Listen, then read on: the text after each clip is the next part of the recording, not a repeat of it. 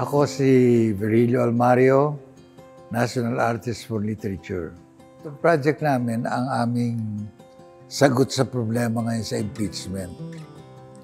Sa halip na makipag-away kami sa mga senador, ang aming iniisip ngayon yung mga kabataan ay mabigyan ng opportunity na ipakita yung kanilang pag-ibig sa bayan.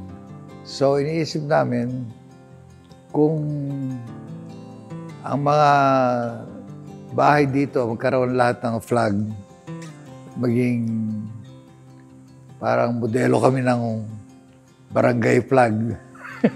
Barangay watawat sa buong Pilipinas. Pakagayahin. Nagsimula na kami. Meron ng 20. So kung makilala mo yung flag, yung kasaysayan nito, para mo na rin makikita yung kasaysayan ng bayan mo. Diba? Kung ang ating mga kasalukuyang generation kulang sa pag-ibig sa bayan, kailangan manap tayo ng mga paraan para mas tumindi yung pag-ibig sa bayan ng next generation natin. Pag-ibig sa bayan, sabi nga ni Andres Bonifacio, pinakamataas na pag-ibig. Walang mataas pa kaysa dyan.